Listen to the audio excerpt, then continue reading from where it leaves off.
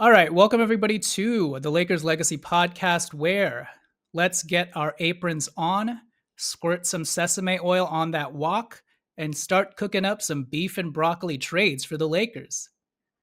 I'm your host, Jonathan Hernandez, and I'm joined by my co host, Tommy Alexander. Tommy, what is your go to dish at Panda Express? Do you like beef and broccoli? Orange chicken. Classic. I like that. So I do like orange chicken, but I think they use dark meat, which I don't really like. And so I have kind of transitioned into the honey sesame chicken breast, which I for sure know is white meat, and it seems a little healthier than orange chicken, but you kind of get the same sort of flavor.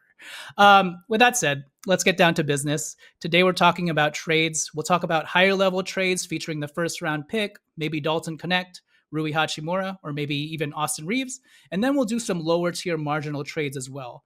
We won't talk too much about the oft-discussed trades that people have tossed around, like Walker Kessler, Nick Claxton, Daniel Gafford.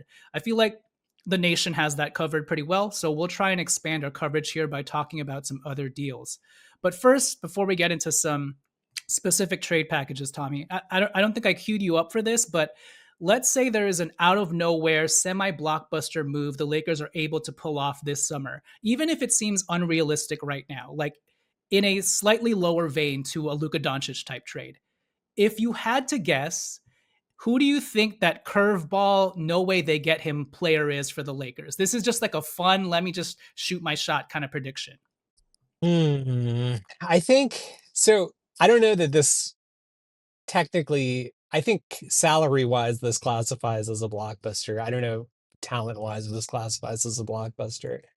But given our need for a center, and given the fact that, the only centers that we don't really have a shot at too many centers, I wonder if there's a path out there for us to, if Rob will at some point seriously pursue like a DeAndre Ayton. Oh, God. Yeah, I know. It would depend obviously on Luca. Like he would have to be on Luca's list, and Luca would have to be comfortable. I will say, as much as DeAndre Ayton rubs me the wrong way, I wonder like I looked at some of his numbers from last year and I know he was injured, and I looked at some opinions of Blazers fans while they were on, their pretty good second half of the season run to sort of end the season there. And they sort of made a run for the 10 seed at some point. When DeAndre Ayton is engaged, this dude is like 7 feet tall. He has a 7'6" wingspan. He has a lot of skill offensively. He can rebound a lot because of his length. And when he's engaged, at least again, I haven't, the individual defensive analytic numbers are tough, but the fans say that he was doing a really good job on the perimeter, doing a really good job as a rim protector. He has a little bit of strength. I just wonder for he's an expiring contract. Presumably we would only be trading expiring contracts for him. I just wonder, like in a 1 year prove it thing, how much can he help? I Mhm. don't, again, not like the sexiest. That's not like a Laurie Markkinen type of move or I something was like that. hoping you'd say Laurie Market, and I was like, can we shoot Yeah, higher than that? But yeah, yeah, anyways, that is a trade that's actually more realistic than not, sadly. yeah. I don't know how I'd feel about it, but there's definitely clear talent to work with there. So for me, here is my out of nowhere curveball prediction. Don't shoot the messenger as well. It's not as bad as DeAndre Ayton, but it might rub people the wrong way. And I'm just going to go out on a limb here, even though it doesn't make much sense fit wise. Tommy, I am angling for chaos, and I'm going to say the Lakers could possibly trade for DeMontis Sabonis. Oh, Oh, $43 million next year, and then another year, and then $49 million in his last year, 2027, 28. How would you feel about that? Would you be very conflicted? uh, I would, unless LeBron suddenly announced he was retiring, I would probably not like the trade. I just feel like the fit with LeBron and Luca is clunky there, and Yeah. Sabonis is like, don't get me wrong, he's a very good player. He, he can rebound, he can pass, he can score. I have no doubts, sort of around him on with respect to those abilities. But it doesn't sort of address, I mean, rebounding, I guess it'll help, but it doesn't address the real issue, which is rim protection and, Mhm. having any sort of viable defense. And when, I was going to say when Anthony Davis sits down, but we obviously don't have Anthony Davis anymore. But like, any sort of reasonable rim protection for us. And so committing 43 million to a guy like that, I think I've mentioned this with respect to Şengün. Like, you have to be really, I mean, you have to be putting up like Nikola Jokic type of Well, but output. he kind of does though. No, he doesn't put up Nikola Jokic I mean, he output. puts up. I'm gonna show you. He puts My up like God, near triple he double is not numbers. close. Well, yeah, he puts up near triple over numbers, but he's like, so does Şengün sometimes. I mean, it's not Okay, close to. we're all right. We're getting off track because I agree with you. I think I'm. It has Well, to hold be on. Let me. that kind of like overall impact is Okay, what I'm getting hold on. at. 19, 14, and 6. Yeah, That's yeah. crazy. But you need to be, but to be like a complete zero at the rim, you have to be giving, you have to be putting like MVP level output Sure, up sure. there. Well, you're preaching to the chorus here. I mainly agree with you, but I'm just trying to push back for Domantas Sabonis' sake because Tommy, don't you feel like it's a Rob Pelinka move to all of a sudden just trade for a guy like Domantas Sabonis and totally like mind f our brain? Where I'm like, what?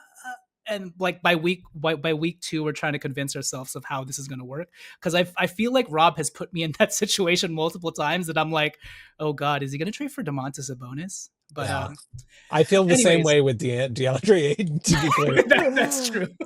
All right, so let's move on to actual trades. Before I start giving you some trade packages, Tommy, do you have any trade packages of your own that you've sort of been mulling around in your head with regards to? Let's start like high level with regards to we're going to trade either DK, Rui, or the first round pick, or we're going to trade one or two out of the Rui DK first round pick in Austin Reeves' camp for this clear starting caliber type player. Do you have any packages or prospects in mind? Um, Other than what we've talked about, nothing comes to mind. So why don't you run through yours, and then if Okay. another one comes to mind, I'll speak up. Okay, we've talked about this before, but I'm going to bring it up again because it's a new summer, it's a new free agency, new transaction cycle. But Gabe Vincent, Maxi Kleber, Dalton Connect, or you can do, I think that's still the main package. Let's do Gabe Vincent, Maxi Kleber, Dalton Connect for the Brooklyn Nets, Cam Johnson. His salary goes down to $20 million next year and then $22.5 million the year after that. He's still only 28 years old. Now, the question is, do the Brooklyn Nets want more than just Dalton Connect? Do they also want the 2031st first? But your thoughts on a deal for Cam Johnson? Cam Johnson, this is actually a good one to bring up because you're right. It's like it's sort of the last time we talked about Cam Johnson, I'm pretty sure we still had Anthony Davis on the team. So like things have Mhm. obviously changed quite a bit. Um, Cam Johnson is a very, very interesting fit with Luca. I would be interested. I think the health is a concern. But on the other hand, like you said, the salary is maybe not as bad anymore. So it it's one I would be definitely more interested in than I would have been, I don't know, like a year ago, like or sorry, like at before we got Luca. It ideally, and I don't think this is possible given the assets we have, but you would ideally try to do some sort of package deal with Claxton and get both of those guys because I feel Yeah. like if you got Claxton and Cam Johnson and you use Rui, you use Dalton, you use the first round pick. I don't think that's enough still, even if you used all that to get both of those guys, because I think they can get more if they just split them up. Um, but that I mean that would get you two starters right there. But in any case, I think Cam Mhm. Johnson like could certainly be a starter for us. He's a really good player. He's a really good player. He's a really smart player. He shoots the shit out of the ball, shoots the leather out of the ball. My only thing with Cam Johnson is I feel like over the last few years, his defense has kind of slipped. So if you can convince me that he's going to go back to his Phoenix Suns ways of defending all out, then I would be super down for that, especially if we don't have to also give up like the 2031st first round pick and Dalton Connect. All right, let's move on to my second deal. Let's do an Austin Reeves trade. Austin Reeves, Maxi Kleber, Gabe Vincent for Derek White. He's owed like $30 million over the next 2 or 3 years, but he is younger than a Drew Holiday. I think he's only like 30 years old. But, Derek White would be the pretty much the prototype kind of guard that you want next to Luca, a guard who can defend but also handle the ball, shoot threes. Now, Jalen Brunson gave him the business in this year's playoffs, but that might have just been like a strength matchup sort of deal. Obviously, we're pushing to the side the fact that, the Celtics probably want to keep Derek White, or they probably want more for Derek White, but I don't know. They're getting Austin Reeves. So your thoughts on an Austin Reeves for Derek White trade? It is interesting because yeah, they are getting Austin Reeves, but on the other hand, they're gonna have to pay Austin Reeves, and so it's like they're gonna sort of end up in the same spot salary wise as they probably are with Derek White Mm, right now. I think I would. I mean, I think I would do it. I think to your point, I don't know if the Celtics would do it. The thing about Austin that scares people from trading him is like when you look at his numbers compared to and his offensive impact numbers compared to other third options in the league, he rates like very, very favorably. Like literally amongst like it's him in a pool of all-stars essentially. Like guys who you would never who would never be traded. So there I understand reluctance to trade Austin. However, Derek White's scoring sneakily has like continued to go up. He can do some things. His outside mhm. shooting has gotten a lot more consistent since he moved to the Celtics. And I mean, this dude has had like multiple 30 plus point playoff games. I think in the elimination game, I can't remember which game he did it this year, but at some point I remember looking at a box score in a playoff game this year, and Derek White, when everybody else was injured, had like 38.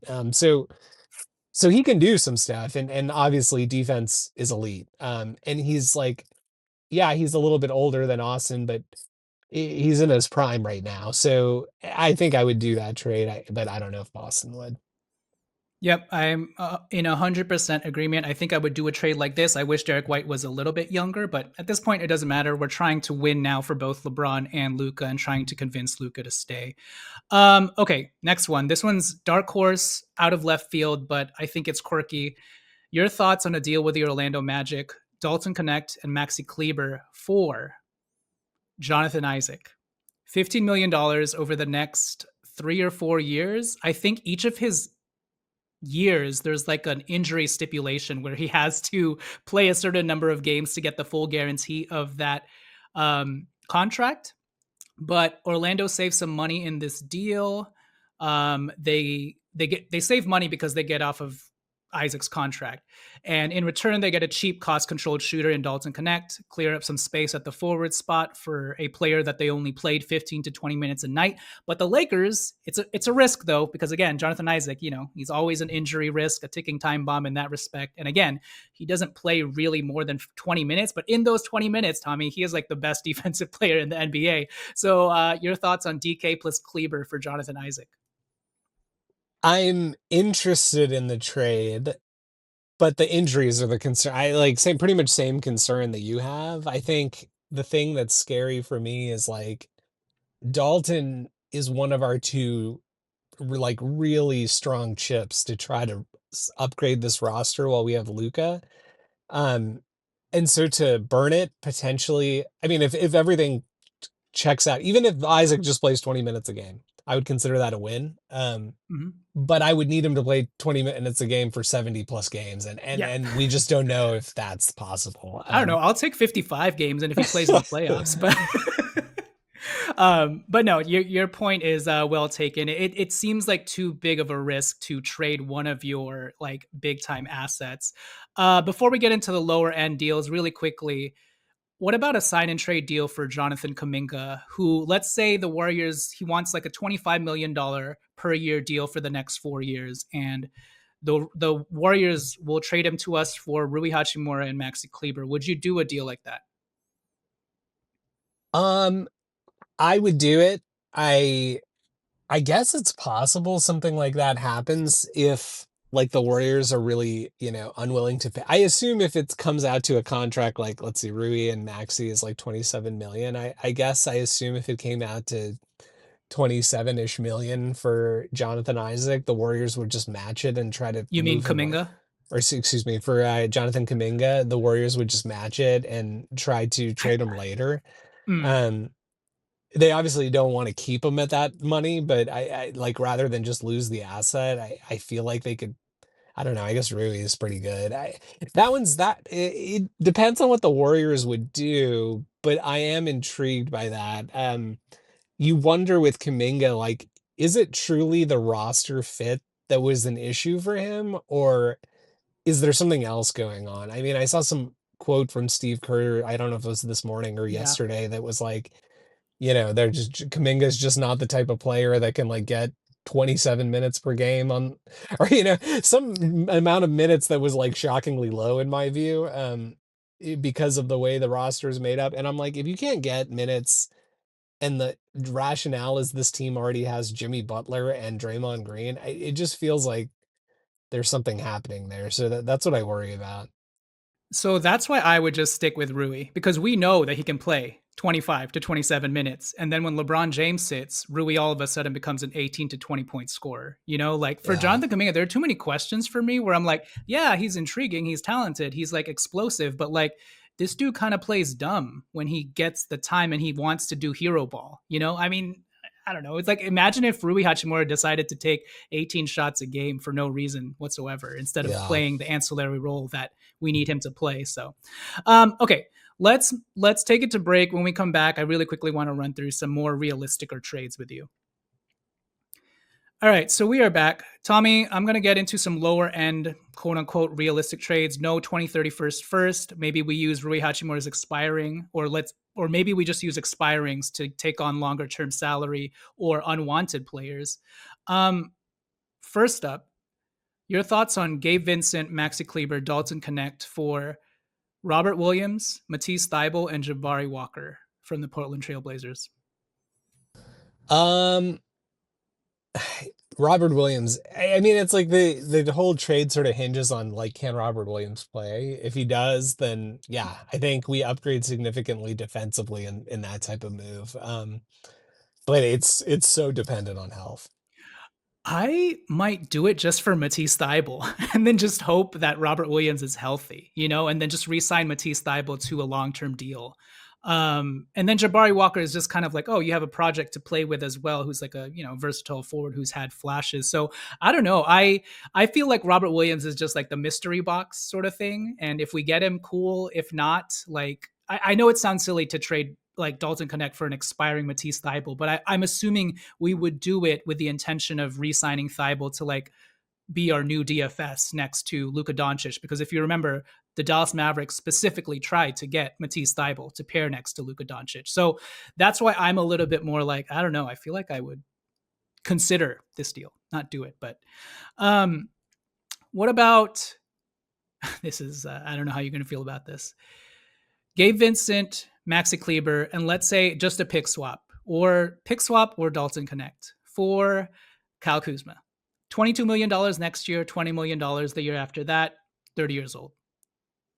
Um, I would say probably no. I think, yeah, I think,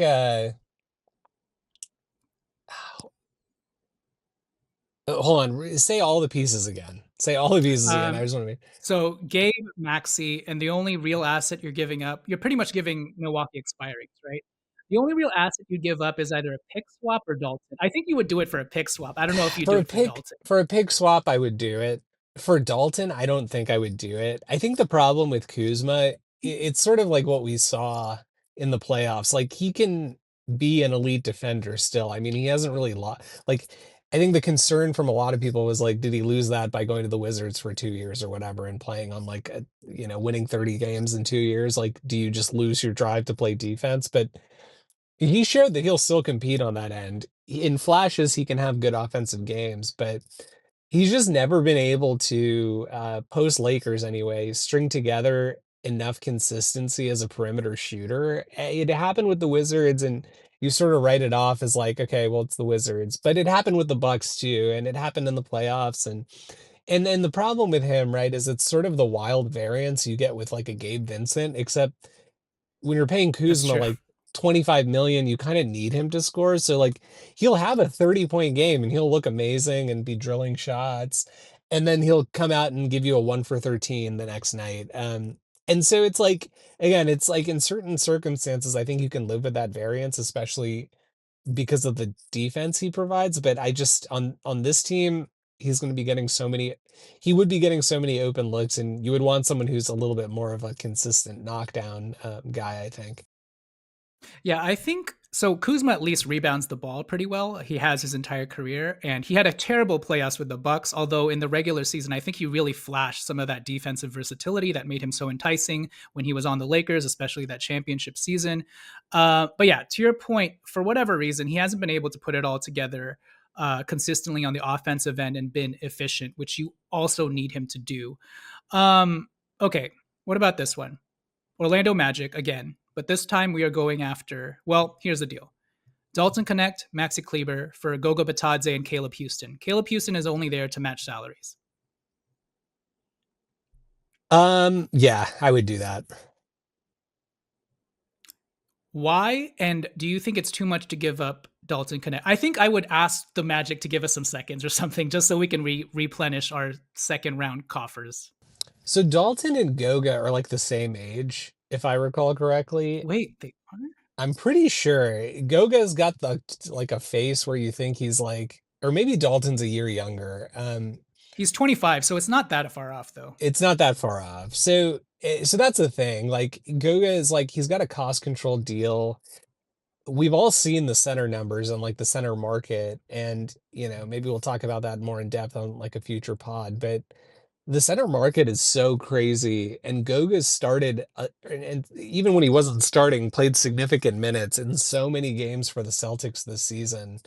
And to get a guy like that for sub $10 million, it's almost like the same logic of like putting aside all the injuries, like the Mark Williams trade, right? Like part of the reason it was like Dalton and a first was because you're getting a starting caliber center theoretically, if he's healthy, who is cost controlled, like sub $10 million contract. And in this, kind of center market, that's some serious value. Mhm. And so I think like for that reason, I would probably do it. Although, yes, to your point, I think that the Magic need that trade as bad, if not worse, than we do, because they need shooting, and they are probably going to keep Mo Wagner. They already paid Wendell Carter. Like, Yeah. they don't need Goga. I mean, we saw what happened in the playoffs, right? Like, they basically took him out of the rotation. So they don't need Goga as bad as they need Dalton. And Dalton is Mm. young and fits their timeline. And this is like one where you actually, is like NBA Twitter wouldn't look at that trade and be like, oh, it's a fleece by the Lakers. Like that actually feels like fairly reasonable for both sides. Yeah, just throwing some seconds, Orlando. Per 36 wise, Goga averaged 12.6 points, 11.7 rebounds, 3.4 assists, 2.5 blocks, 1.2 steals. Obviously, this is per 36, but just his permanent production is pretty impressive for like a backup center, Yeah. and a backup center who's very strong, can hold his own in the paint and also rebound the ball. All right, my penultimate deal before the one that I really want to slide across to you on the table. This one's a weird one, also involving a former Laker. Gabe Vincent, Shake Milton. All we have to do, Tommy, is unprotect the top four protection on our 2027 first with Utah. And we get back former Laker, my Pinoy brother, Jordan Clarkson, expiring $14 million. Yeah, I mean, I would do that. I don't even, I mean, sure, we can unprotect the top four. I just feel like that's almost valueless to the, like, they would probably just take like rather have a future swap. I mean, it's like, well, that's not gonna, it shouldn't come into play, right? So it's like they would probably just rather take a future swap at that Mm. point. And so here's why I would do it. I just think we need bench scoring and downhill attacking, which Jordan Clarkson can still do. And as we've seen in the playoffs, like when things bog down and none of our best players can even get to the rim, that's a concern, right? And Jordan Clarkson, even still to this day, that's one of his best skills. He can shake you, like unlike Austin Reeves, who like shakes you on the perimeter to try and get to the basket. Jordan Clarkson still gets to the basket no matter what. So that's why I'm kind of still intrigued by getting like a downhill attacking guard like Clarkson, who can not only has the sauce but can deal with sort of that pressure and length that a team like the Timberwolves can give him, and either get a foul or take it straight to the rim, because his finishing skills at the rim are pretty good still, even at this age. Okay, here's my last trade, Tommy. This is the one that I spent a lot of time thinking about and that I'm pretty proud of. And so I'm very interested in getting your thoughts.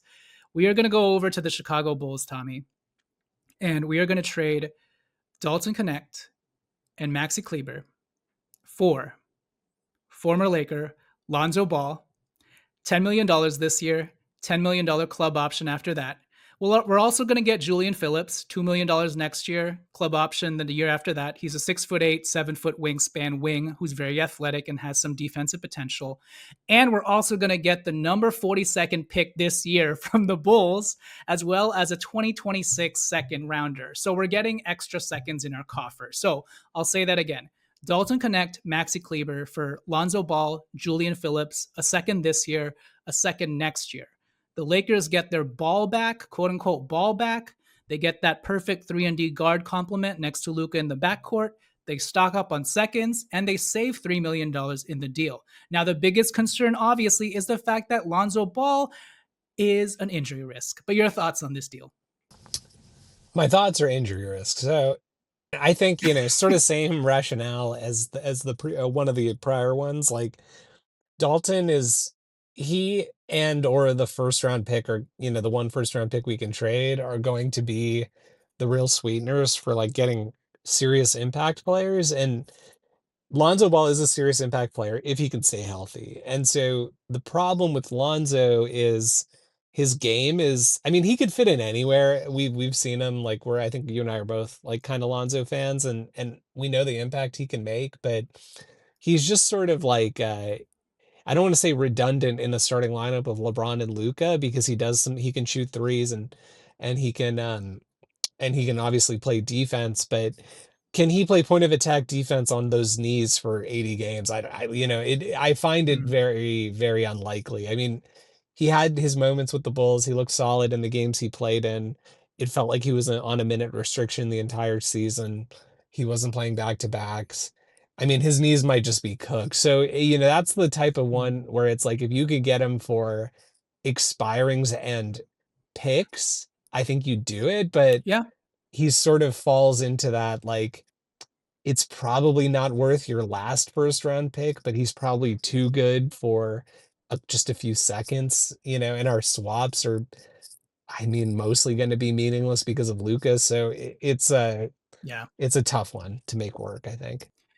But let's say for whatever reason, I don't think the Bulls would do this because they signed him to this new $10 million deal to presumably trade him for actual assets, right? But let's say the Bulls are like, all right, well, we'll do it for like a random 2029 pick swap and Gabe Vincent. You would do that, right? Yeah, For yeah, a Lonzo absolutely. Ball flyer? Yeah, Okay. yeah. Yeah. See, the thing about me, like, I when I thought of this trade and got excited about it, I was just still envisioning like who we know Lonzo Ball to be when we watch him play, right? Yeah. And it just understanding that fit next to Luca, to me, it almost seems like a perfect fit because you're not only getting a 3-and-D guy, you're getting a guy who also has semi-visionary passing skills as well. But to your point, I'm not sure if the D part of that equation still exists and how much it can exist for a player that's only played, I want to say, like 20 games in the last 3 years or so.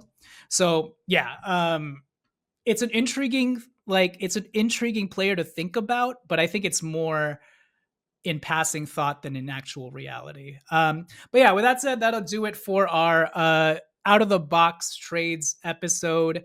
Um, yeah, we'll see if any of these actually come to light. Probably not, but they're interesting thought exercises with regards to who we would send out, what salaries have to match with each other, yada, yada, and what player archetypes we're kind of looking out for. But yeah, with that said, that'll do it for this episode. We will catch you guys next time. Tommy, I will see you later. Peace. Laters.